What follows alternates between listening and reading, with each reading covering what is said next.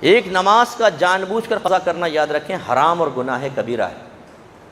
کبھی کبھار ایسا ہوا کہ آنکھ نہیں کھلی، آپ کی فجر نکل گئی، آپ قابل گرفت نہیں ہیں، انسان ہیں، سوتے رہ گئے۔ لیکن اگر یہ عادت بنا لی جائے کہ روزانہ ہی سو جائے آدمی اور نہ اٹھے، تو پھر آپ اپنے انجام کو یاد رکھیے گا۔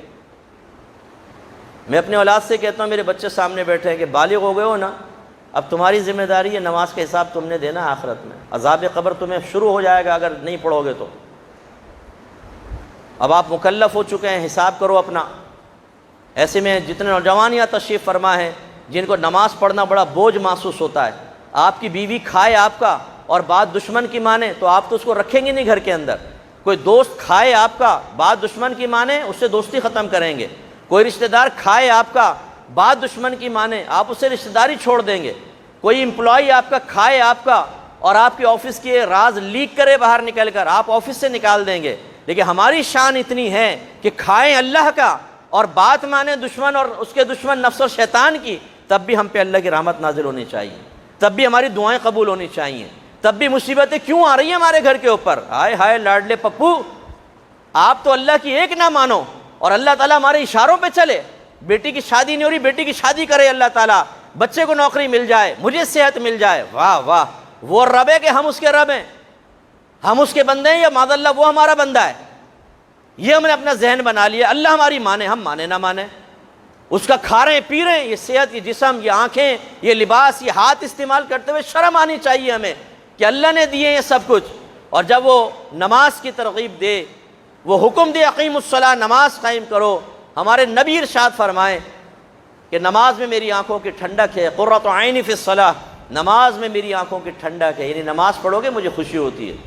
تو ہمارا یہ نوجوان پڑھنے کے لیے تیار نہیں ہوتا، ہیلے بہانے کرتے ہیں، جمعے کی نماز نہیں چھوڑتا ہوں میں، ہاں تو 5 وقت کون پڑھے گا؟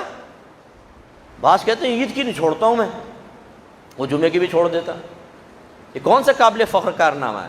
انتظار کیجئے، یہ اللہ کے نبی نے کہا ہے، میں نے نہیں کہا۔ میں ہمیشہ سے کہتا ہوں جو نماز قضا کرنا چاہے ایک پتھر لے لو، باہر سے اپنے گھر کے اندر رکھو، ایک لے کے زور سے مارنا سر کے اندر، امید ہے کچلے گا نہیں آپ کا سر، امید ہے کہ آپ پاگل نہیں ہوں گے، ہو سکتا ہے سر بھی نہ پھٹے آپ کا، ایک چوٹ ہی لگے گی نا، کر کے دیکھ لیں۔ تیار ہوگا نفس اس کے لیے؟ نہیں نا، پھر پوچھئے کہ یہاں جو ہوگا نا انجام وہ یہ ہوگا کہ پتھر لگے گا تو سر یوں کچل جائے گا جیسے انڈا پچک جاتا ہے، آنکھیں باہر، دانت باہر، زبان کٹ کے باہر، بھیجا سب پھوٹ جائے گا، پھر وہ پتھر لائے گا اتنا ٹھیک ہو جائے گا۔ یہاں گھر والے خوشیاں منا رہے ہیں، سالگرہ ہو رہی ہے، لوگ کھا رہے ہیں، پی رہے ہیں، بچے ہنس رہے ہیں، ادھر ابا جان جو ہیں وہ ان کا دماغ بار بار پھٹ رہا ہے، بار صحیح ہو رہا ہے، پھر پھٹ رہا ہے، پھر صحیح ہو رہا ہے، پھر پھٹ رہا ہے، پھر صحیح ہو رہا ہے، چیخیں سننے والا کوئی نہیں ہوگا۔ کس چیز کی سستی کرتے ہیں ہم لوگ؟ میں بار بار یہ کہتا ہوں کہ یہ نعت خوانیاں، یہ ہماری یہ جو معمولات اہل سنت ہیں، یہ ہماری منزل نہیں ہیں، یہ مستحبات ہیں، یہ ہے آپ کی منزل اصل جو آپ کو اللہ کے قریب کرے گی۔ نماز چھوڑ دیں، پوری رات نعت خوانیوں میں بیٹھے رہیں، یا چلو علماء کا بیان سننے چلے گئے، پوری رات تقریریں سن رہے ہیں، فجر کی نماز چھوڑ رہے ہیں، کیوں بھائی؟ کیسے جائز ہوگی آپ کے لیے؟